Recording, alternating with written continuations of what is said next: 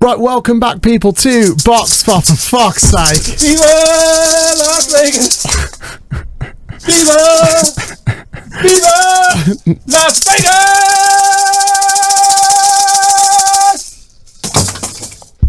What up, homesicles? I had a Red Bull this morning, in case you couldn't tell. Oh my god! Oh, fucking hell! America. Oh, fuck. I haven't even, you know what? I wasn't ready for that. I haven't even got the fucking notes up. Welcome back to Box. Dom, you're full of energy. Tell us what we're talking about today. We are talking about a deep dive into the history of the Las Vegas Formula One Grand Prix from its humble 1981 debut in a casino parking lot to its modern revival on the Strip. When I say I learned a lot doing the research for this episode, you went in, didn't you? Some of the storytelling episodes that we do, which is what this is definitely going to be. 100%. I do some digging and learn some shit. I'm still dying. Still got chest infection. Fuck you. Yeah, I don't know. I learned some new stuff, and I'm ready to help other people learn if they didn't. Ready to dive in. Yeah, dive on in. We've also got some of the latest F1 news from around the paddock with a touch of Vegas wherever possible.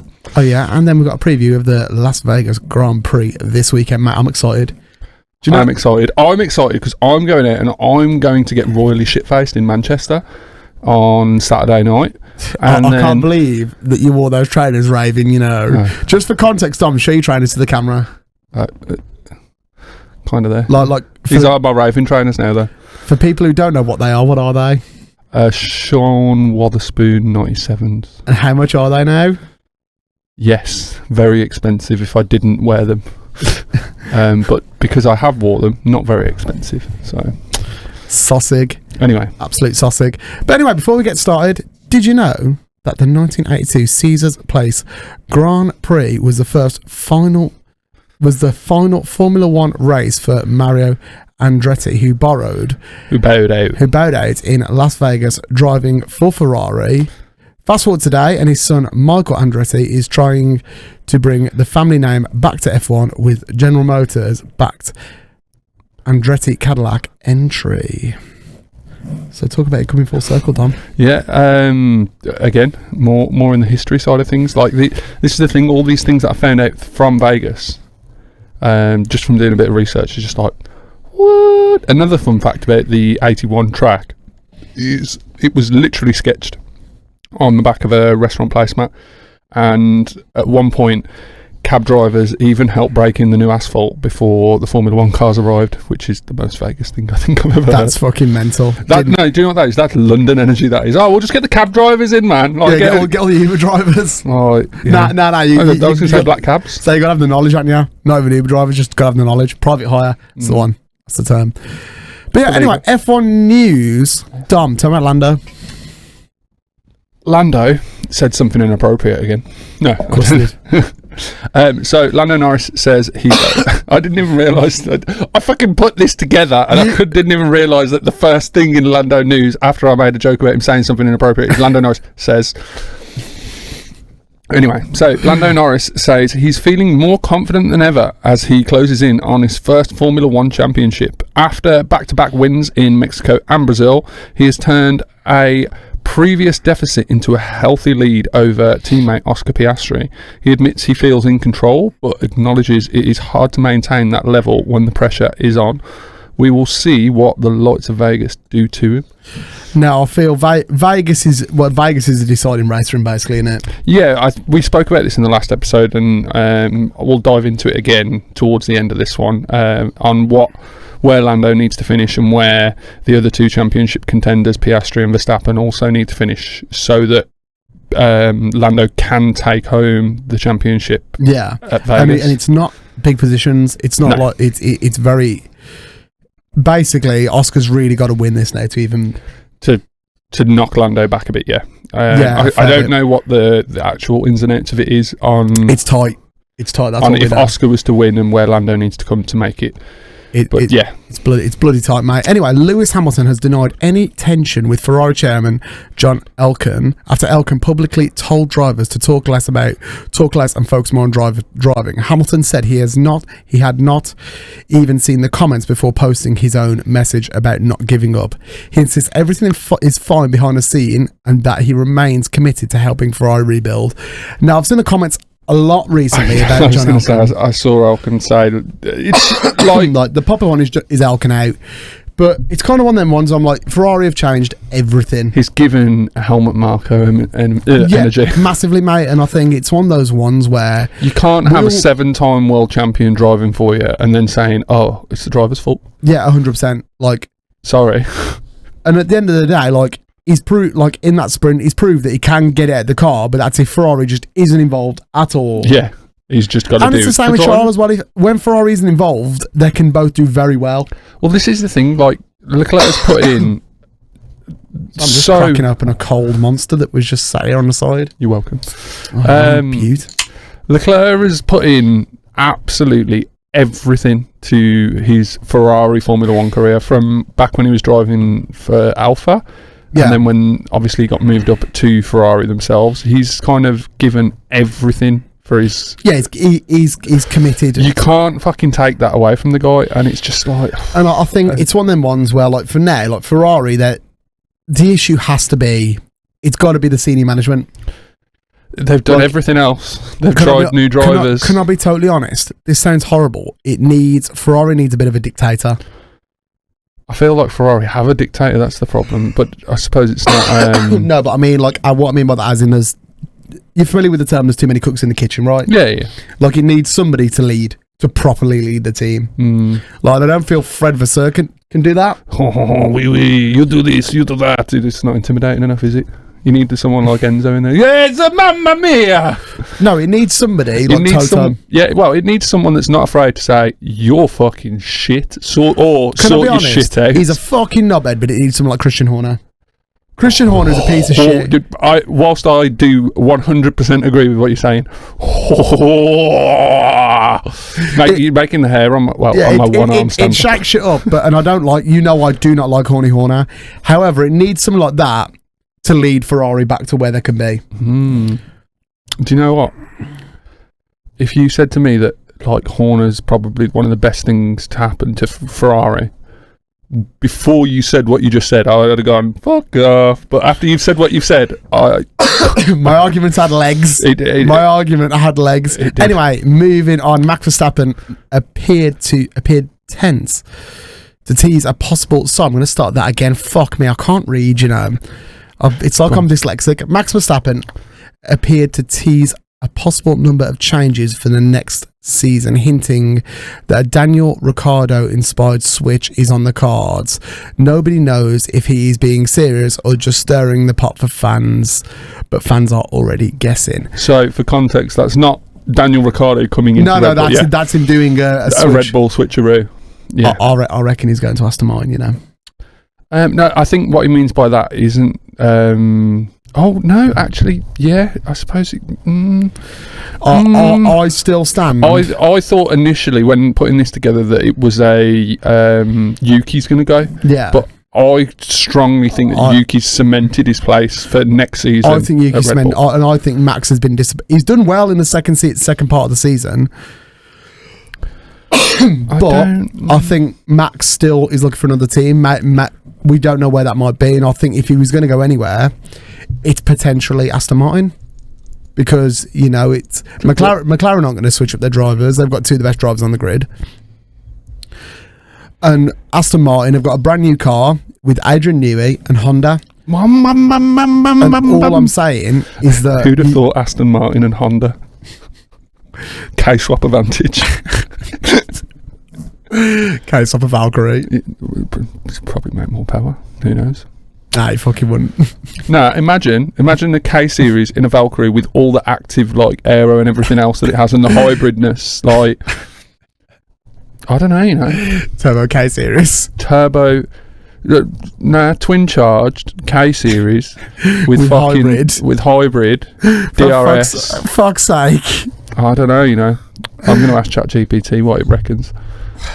For fuck's see sake. what it can put together. We'll cover that in the next episode. Anyway, moving back on to Vegas, Dom. So, yes, Vegas. The Vegas organisers have promised a much smoother weekend this year. Kind of makes sense because the first one was a bit of a shambles. Last year was a lot better. So, yeah. They have cut construction disruption by more than half and reduced ticket prices, including single-day passes starting at $99. They have opened a free daytime fan festival on the Strip. After last year's delays and fan frustrations, they are clearly trying to win people over again. So, yeah. And obviously, moving on to some more fun Formula 1 stuff, several teams have revealed their special Las Vegas theme liveries. We've got photos of all of them, so expect neon coloured casino patterns and some of the most outrageous designs of the season. Yeah. So Dom, first things first, let's talk about the Williams. The Williams, by far my favourite, I must say. Do you not think it does look a little bit like a Duracell battery? You remember, was it like Duracell Max back in the day? I just think it was Duracell, just with the copper top. They all look like it, I think. Yeah. But yeah, I do agree with that. Do you know what? I'll include a picture for next week's episode of Williams and a certain inanimate object that they look like. But anyway, Williams and their Vegas. Does it look like a mouse with a Duracell battery? Yeah, that one. I like it, mate. I love it. I think the best Vegas special livery by far. Can I be honest, mate? Like, the only thing that's looked better than that so far for me is the all black SF23. Yeah, that looked pretty hard. Just because it looked, mate, can I be honest? It looked like a Batmobile. Yeah. I would argue a very close second place for best livery of the season would be Racing Bull's Japan one. Do you remember with the pink cherry blossoms? Yeah, that was the best livery all year for me. That was fantastic. But Williams, talking about Racing Bulls, so their striking all black livery for Vegas is they're celebrating their partner Atlassian and its AI solution Rovo, which I have no idea what they are. No idea. We shall have to have a look into it. But yeah, stunning, beautiful. Gives me very much Mercedes vibes. Yeah, Mercedes back in the day before they went back to silver. Yeah. No, when they went to black. Yeah. Or they're black. No, they're black now, aren't they? Because they went back to black for Lewis. Yeah. But when they went from silver back to black, yeah, it looks fantastic. But moving swiftly on. Sorry to ruin your segue to the Racing Bulls there. I know it was perfectly set up. I'm very sorry. But anyway. I won't forgive you, Dom. We have the Racing Bulls livery now. What do you think, Dom? Yeah. You're not sure, are you? No. So a holographic inspired design for Vegas with iridescent finishes and a nightlife aesthetic is what is said about the Racing Bulls livery this year. For special for Vegas, that is. Sorry. Okay. I mean, cool. To be honest, mate, it doesn't look that much different than the rest of the Racing Bulls cars. No, it's just they've just give it that mirror kind of finish, haven't they? That's pretty much it. So it's. Yeah. I mean, it ain't really stealing any shows for me. No, I'll be totally honest. And again, it's kind of the same with the Sabre one as well. So the Sabre one in particular, this is what I've got wrote down here: a special final lap livery this weekend, marking their final races before the transition of the Audi takeover and celebrating their partnership with Stake. So it's very much similar to the original, but it's just got some checkered flags on it. That's kind of like. Do you remember? I can't remember what race was this year, but it was like one of the memes where it was Stake. I think was it for Stake? Yeah. It was April Fool's, wasn't it? And yeah. I was like, "Yep, they've done that," and they didn't. Yeah, and literally like it was a Stake liveried. Yeah, they should have done it. They should have done it. It would have been fucking Abu Dhabi, last livery Stake. Nah, like Texas. Kota. That would have been That would have been so fucking hard if they would have done that for Kota. Yeah. But no, would have gone so hard. And then finally, again, another one that I can't really. It's just got more pink in. Yeah, I didn't even know. This is just from pulling from some research. They've added more pink accents to their livery, especially in the side pods for the Las Vegas weekend as part of their end of season look. I don't fucking know. Are they going to keep that going throughout the rest of the season, considering it's their end of season look? I don't know. Stay tuned and you'll find out. Right, so anyway, moving on to again, because for some reason we've been getting a lot more of this these days. Like obviously, every driver they have helmets for each race. Yeah. But I think we've got obviously each driver's personal helmets for this year. Well, for Vegas, who's your favourite? So we've got Hamilton's got the glitter one, which is on screen right now. Then we've got Esteban Ocon's helmet, which is the split superhero Spider-Man Venom Vegas. I don't know why. George Russell's got like the 150th. He's a 150th GP start. Is he done? You've just run with these and you're just going with it now, aren't you? What? I'm sorry, Dan, that makes no fucking sense. For what? 150th GP? Grand Prix? Has fucking George Russell done 150 races? Yeah. Fuck, fair fucks. Well, there's 24 this season. Lord of mercy. There was 20. I think there was 24 last season. Yeah, that's 50. Oh yeah, like don't wrong. It adds up very quickly. Yeah. You got Norris. I was trying to do it in the order that I've done the PowerPoint. Well, there's Norris's on screen now. Anyway, we'll go through them all. So as you can see them. So Hamilton's done the special glitter design for Vegas. I fucking love it. You know. There's nothing special. There's no reason. You shut your fucking mouth. You know it's no. slaps. I mean, like he hasn't done. There's no special reasoning behind it other than it's Vegas. Oh yeah. It is very, just very imagine nice. Right. Obviously, Vegas night race. Yeah. Imagine all the floodlights hitting that. It's just. Yeah, but do you not remember fucking Miami? Lando's mirrorball helmet. Yeah. Yeah, but that should have been illegal. Yeah. Lando's is actually lethal. Lewis's is like just looks baller. Yeah. Lando's looked like his 6-year-old nephew had done it. Yeah. As opposed to Lewis's looks like somebody's just spent some fucking. Lewis's looks like a fucking rapper wearing a like blingy chain. That's his helmet is iced out. Yeah, that's what it looks like. Like there's going to be something there with a diamond tester being like beep real, beep real. Oh, that reminds me. Do you remember? I don't know if you ever saw anything about it. Complete side note, but Jaguar, they ran. I can't remember why they were doing it. There was reasoning behind it, but they ran with like a $3 million diamond in the nose cone of the cars. One of the drivers crashed, and the diamond never got recovered. And there's like a whole conspiracy behind it. Like apparently he crashed on purpose so that the marshals could steal it. Mad thing. Yeah, whole ass thing. Okay. When you said diamond on the car, I was like, talking of diamonds, I don't know if I've told you this, but when I worked at Rolls Royce, or when I worked for BMW Group, there was a guy who ordered a Rolls Royce that had like I think it was 150 diamonds crushed and put in his paintwork as the fleck in his paintwork. That's baller shit. That is some different level. That is some rich people shit. That is a different level. Anyway, getting back down away from rich people shit. Piastri. Piastri's is sick. Piastri's helmet's inspired by his RC car racing days. I think Lewis's looks the best. I actually think Piastri's is the most special. Yeah, like you can tell that and obviously the photo of him where he looks really like you can see he's so happy that that's happened. Yeah. And again, I didn't know that he did RC racing either. Neither did I. It's some Aussie thing. I don't know. Well, we have it in the UK because there's a few people who come to sprint, and one of the lads does RC. And tell me you can't afford karting without telling me you can't afford karting. Well, his dad owns a British GT team, so I'm pretty sure he probably can afford karting. He just doesn't. Tell me you're not very good at karting. No, you know, he was speaking to me. He went, it's because of the politics in karting. He doesn't want his son in it.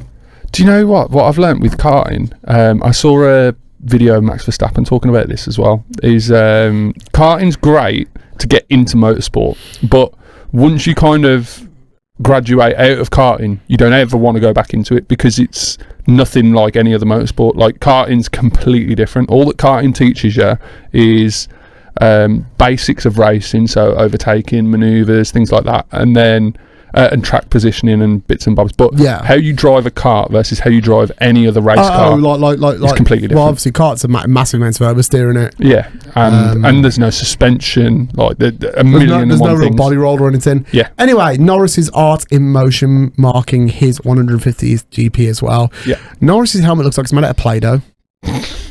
It does. I think it's the worst looking one out of all these specials. Sorry, Lando. Sorry, you know what it looks like? It looks like it's made by the guys who do Wallace and Gromit. Fair. Well, I think that's the point. Art in motion. I think that's a stop motion thing. Maybe I don't know. Maybe. I wouldn't have realised that until you said Wallace and Gromit. If it is, that's fucking sick. Russell's we've spoken Russell's. It's sick. It's got a deck of cards on the back. There's a roulette wheel in there as well, isn't there? Oh, that's fucking sick. So. And then obviously Esteban Ocon's split superhero, which I don't get his helmet. Why? Like, do you like Spider-Man mush? We'll have to. You know, I know Elkan is mad into like Marvel DC. Like mad. I guess we're gonna have to find that out.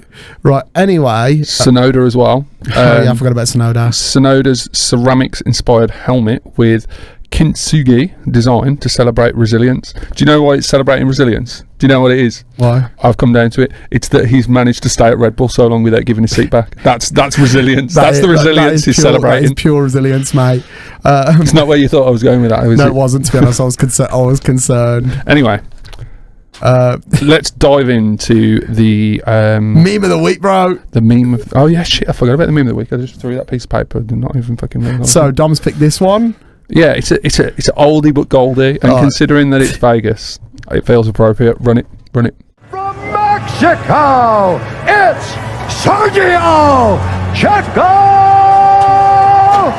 Perez.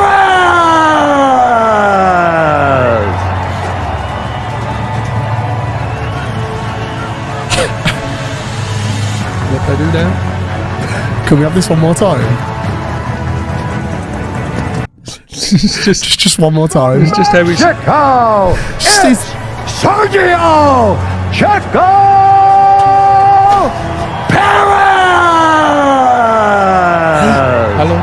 He looks like he's waiting to be interviewed, and then he's there. He's like, "What the fuck do I do? Hello?" And the announcer's there. He's like, "Okay." So what do I do now? What do I do? What? Wow. No fucking words, mate. Lord have mercy. I love it.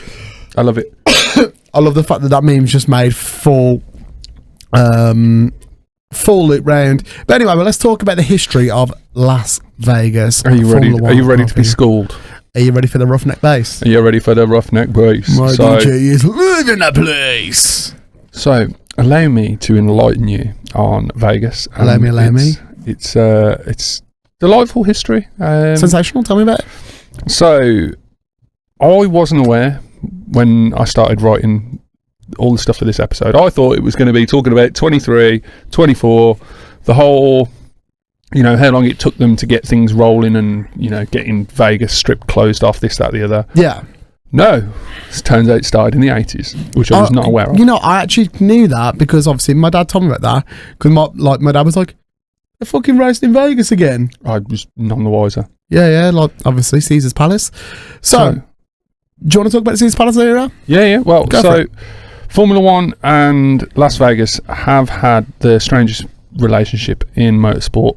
The first attempt in the early 1980s was a disaster, followed by a 40-year gap, and then a return so extravagant that it could only be Vegas. So here is the full story. In the Caesar's Palace era, with Watkins Glen dropping off the calendar, Bernie Ecclestone turned to Las Vegas to host the final race of the season. The result was the 1981 Caesar's Palace Grand Prix, held quite literally in the Caesar's Palace hotel parking lot. The layout was 2.268 miles of flat asphalt lined by concrete walls in scorching desert heat. Drivers hated it from the moment they arrived. The counterclockwise direction strained necks, the heat was unbearable, and there was no permanent garages. Teams worked on their cars in the open sun while hotel guests sipped cocktails inside. Despite the lack of glamour, the 1981 race was a title decider. Can I be honest, it looks like a great track, but it's fucking hard. Holy shit. In a fucking car park, though. In a car. Yeah. Despite the lack of glamour of the 1981 race, it was a title decider, and Nelson Piquet fought through heat exhaustion to finish fifth, collapsing after crossing the line, but securing his first world championship. Alan Jones won the race in what would be his final Formula One victory. The 1982 Caesar's Palace Grand Prix was almost identical. Again, it was a season finale, again, held in brutal heat, and again involved the championship.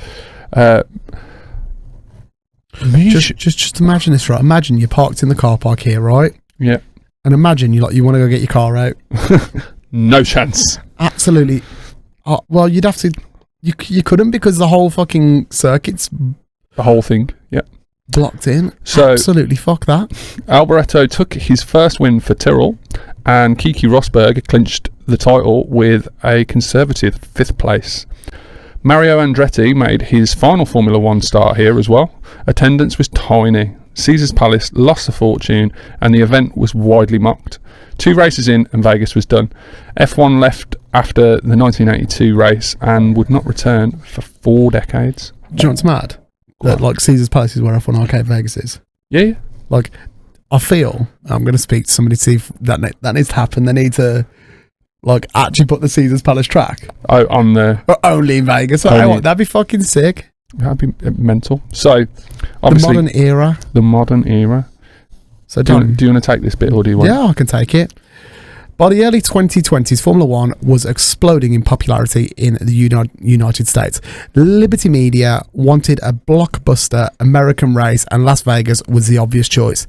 In 2023, Formula One returned not to a car park, but to a 6.2 kilometre street circuit running down the Las Vegas Strip, past the Bellagio, Caesars, and The Venetian. The Venetian. I can never pronounce that. It was huge, expensive, spectacular, and very Vegas. Of course. And then, apparently, the chaos hit. Free practice 1 lasted 8 minutes before Carlos Sainz ran over a loose water valve cover which destroyed the floor and battery of his Ferrari. The session was abandoned with every drain cover on the circuit being re-welded because of the delays. Practice 2 did not begin until 2:30 in the morning. Fans had already been told to leave the circuit for safety reasons, causing outrage and even a class action lawsuit. To top it off, Ferrari had to replace several components on Sainz's car and received a 10-place grid penalty for something that was not even his fault. That is just so Formula One. Oh yeah, we got a manhole cover that's loose. It was literally manhole cover took out his car. They red flagged the session, so they could not carry on anyway. So that was practice 1 done after 8 minutes, and then like, here's a time penalty. Yeah, There's a grid price penalty because nothing was your fault. I get it because I don't know. I feel like it should have been slightly less severe, but it's one of those. Anyway. Race day, finally. The 2023 Las Vegas Grand Prix was one of the best races of the season. Charles Leclerc started on pole. Max Verstappen shoved him wide into turn 1 and received a 5-second time penalty. Leclerc then overtook Max on the track. Sergio Perez came out of nowhere thanks to a safety car, and suddenly the top 3 were swapping positions constantly. Verstappen eventually fought back to take the win, with Leclerc finishing second after a last lap dive on Perez to retake the position. It was a brilliant race under the neon lights, but not everything went smoothly. Lando Norris lost control over a bump and crashed heavily early in the race and was taken to hospital for checks. Temperatures were freezing cold by Formula 1 standards and the tyres simply refused to warm up. But overall, the race silenced many critics and convinced most of the paddock that Vegas deserved a permanent spot on the calendar. Wholeheartedly agree. It was Vegas was just one of those. When it first came back, everyone was just like, "Whoa!" and it the thing really is, did it's deliver. like with any street circuit, mate. We haven't really had many new circuits added to the calendar over the last couple of years, No. and especially street circuits. And it's a massive amount of work to do, because obviously it's like with everything, any form of motorsport or race cars could race on a street circuit and be fine, but because of how low Formula 1 cars are running, how important the area of the floor is, The quality of the tarmac, everything, temperature. I know temperature is one of those things that you literally cannot control, but I mean, you say that, mate, but Silverstone is a heated and cooled track. No, but I mean, on a street circuit. Oh yeah, 100%. On a street circuit, you can't control it, because obviously Vegas had to basically reprofile the whole strip, didn't they? Whole strip, like all of it. It was millions it cost to do it. But anyway, let's for one weekend. Yeah, but imagine 1 weekend a year. Yeah, but imagine the money it makes. Oh yeah, massively. Like it's like Bar Silverstone's one of the most expensive races to go to, isn't it? I know Monaco's the most expensive. If you want to do it properly. I was going to say, well, it depends what you define as most expensive, because getting tickets for most of the races isn't all that much. Except for Silverstone. Even Silverstone, it's like 500 quid for a weekend for an entrance for a bog standard entry ticket. I'm on about, like, say for example, if you want to be in like the grandstands. Yeah, but you pay grandstand prices all the circuits. Like, it's a grandstand is expensive. Oh yeah, no, It's but just- the point I'm saying is obviously Vegas is infamously crazy money. But again, it's only crazy money because of everything else, like staying there. That's what I mean. It's like all that factors into that's how they calculate the cost. It's not the ticket price I'm on about. Yeah. The whole experience. Obviously, same with Monaco because Monaco is Everything's expensive You're in in Monaco. Monaco. Yeah. like Well, even Silverstone's expensive because there isn't much around Silverstone, so all the hotels can be like, ha. yeah, it's but you know. But anyway, we it is move on. 2024, the follow-up, the second modern Las Vegas Grand Prix was a far smoother operation. Construction was more organised, ticket prices were lower, and fan access was better. He's dying again. Don't mind me. The race itself saw Mercedes spring of surprise with George Russell winning ahead of Lewis Hamilton and Carlos Sainz third. Red Bull struggled, proving that the Vegas circuit can create unpredictable results. 2 years, two different winners, two very different races. And this is why Vegas matters. The Las Vegas Grand Prix has gone from the worst race in the sport's history to one of the most iconic in the modern events. The Caesars Palace races were bleak, empty and forgettable. The modern strip races are neon soaked at high speed and full of character. It is the ultimate Formula One gamble, and sometimes it goes wrong and sometimes it becomes unforgettable. Only in Vegas could you produce so much dramatic evolution, and I imagine every single casino there is taking bets on it. Oh yeah, Vegas is. I think it's one of the most unpredictable races of the season, but I think that comes down to the fact that this is only the third year it's been there. I also think it's a great track. Yeah, it is actually a great track. I'm looking forward to it. I'm quite looking forward to, funnily enough, stumbling into a casino in Manchester at 3:30 in the morning to sit and watch the race. I'm going to throw 20 quid on the blackjack table so that they keep bringing me drinks over, and then that's it, done. I'll sit and watch the Formula One in peace.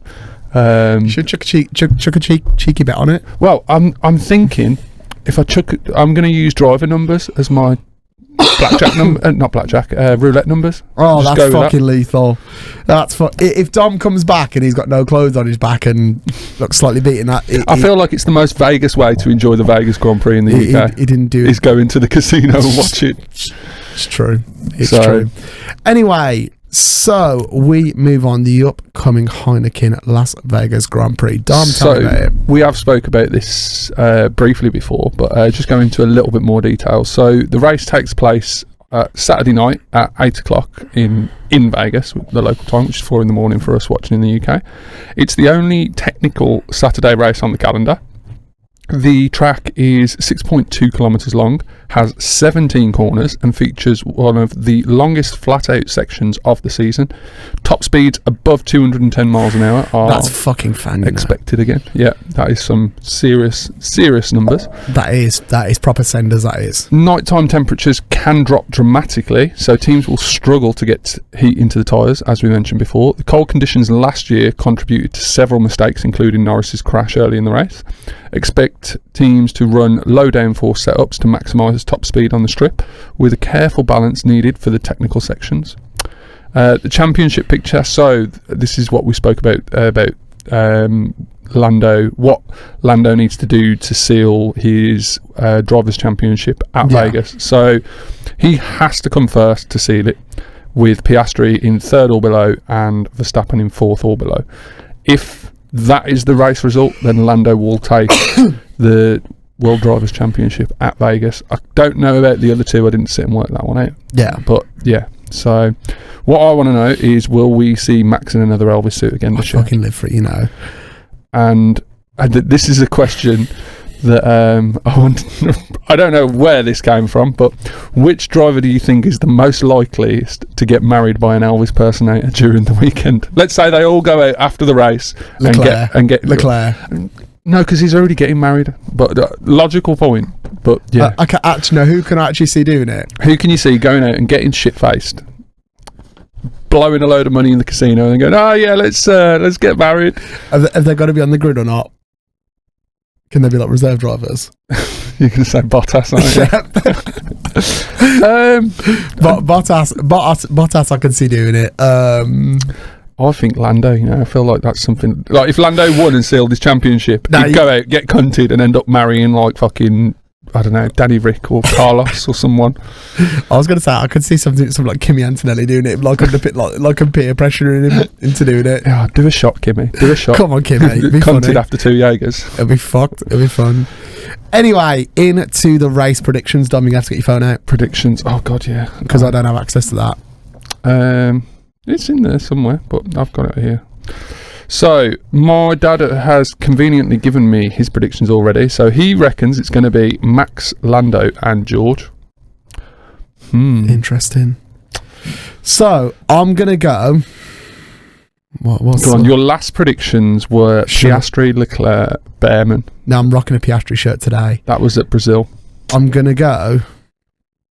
I reckon Lando's going to bottle it. Lando's going to bottle it. So I'm going to go Max for P1. Yeah. Because I reckon Max really wants it. Piastri into P2. Ooh. And Lando in P3. Ooh. And I know that's controversial. That is very controversial. But I reckon... Verstappen, Piastri, Norris. I like it. I like it. I reckon Lando's going to bottle it, because I reckon the pressure's really good. Because imagine the pressure he's under at the minute, that he knows that the World Driver Championship is there. It's in he can grab it. Like, he's got to drive. It's there. Perfectly. He's just not that far away from it, is he? But it's... yourself, weigh in. I'm going to go completely out of the blue here. I'm going to go Russell P1. Okay. And the reasoning behind Russell P1 is I've just Googled the current driver's standings. So it's Norris at the top, Piastri second, Verstappen third, which we know. But Russell's fourth.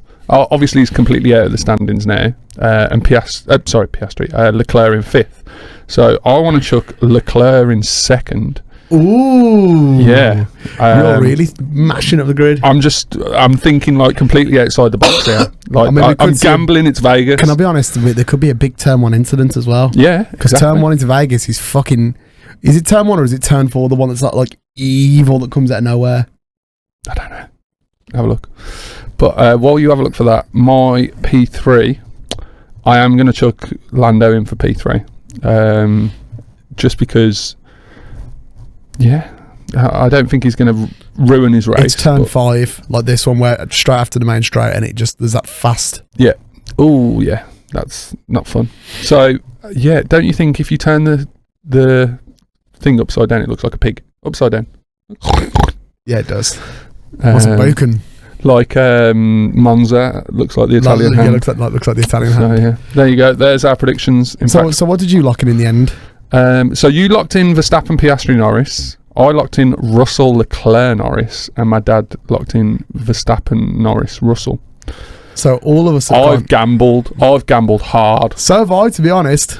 Well, not as hardcore as you. No, I've gone like $1 million on red or black. Yeah, you've done a Matt Armstrong gamble. Anyway, so the the Las Vegas Formula 1 Grand Prix is... The Heineken Las Vegas Formula 1 Grand Prix. It's around the corner on Saturday. Obviously, practice is on the Friday. No, it's on the... Saturday in... I ain't got a clue. No, because the race is on the Saturday. Yeah, practice will be on the Friday then. Practice will be like early hours tonight, won't it? Yeah. We're doing this episode. We're doing it freedom time. Anyway, the racing is on Sunday UK morning, Saturday night in Vegas. It is at 8 p.m. in Vegas and 4 a.m. UK time. We've spoken when the first race was there, with the last 2 winners being Max Verstappen and George Russell. Technically, the first race initially, because I just copied this bit from the last script, and obviously, going off today's episode, technically the first race was in 1981. Yeah. Or was it 82? I can't even remember. But it technically doesn't apply because it's not different circuit. Different circuit. But yeah, obviously, 2024, George Russell won, and Lando put in the fastest lap. 3 races to go, Dom. I said 2 races on the last episode, but it is 3 races to go, and including Vegas, 3 races. Yeah, so I mean, it could really be, and then. Well, Vegas. It could be absolute cinema now. It could be. Vegas is the race where anything can happen. Can I be totally honest? I do like Lando. I think he's a great driver. I think he's bad Lando's with a words. fantastic driver, but he's bad with words. He's got a. But he is somewhat likeable in some aspects. But on the flip side, I don't want him to win the World Drive Championship at Vegas because I want it to go to the end. You want it to go to Abu Dhabi? I want it to go to Abu Dhabi when I wholeheartedly agree. I want to see that final battle out. I think me and you definitely, when we've never been Verstappen's biggest fans by far. If Verstappen pulls it out the bag, But he now, fucking deserves it. I was speaking to Will Staffs about this because he's a big Lando fan. Yeah. But he was saying, I kind of really, I really want Verstappen to get it now because it's coming from out of nowhere. Because halfway through the season, he was just written off. Everyone was like, "Yeah, Verstappen's done. It's a McLaren season, like driver and constructors." Yeah, Verstappen. Everyone was like Piastri from the get go. And Verstappen's coming in like with that villain. Yeah, he's fully done it. So, but Vegas, as I said, is a race where anything can happen. It's fast, slippery, unpredictable, and most importantly, chaotic. It is also the perfect setting for the final sprint towards the championship. Will McLaren keep control, or will Verstappen and/or Ferrari spoil the party? Who knows? We will find out. I'm looking anyway, forward Dom, to where it. can we find you? You can find me at DJ Dom Cook, wherever you like. Where can we find you? Find me at Sentio Silvano on absolutely everything. Where can you find the pod? The pod at Box Pod. If you put it all in as one word, wherever you look for us, it will probably come up then. Name change pending, potentially. Eventually. That's everything for episode 39, though. Enjoy the race weekend at Vegas. Stay safe if you're watching from the Strip, and we will be back next week to break down every moment of the Grand Prix. If I remember any of it, I'll probably be drunk. Okay, love you, bye. Love you, bye.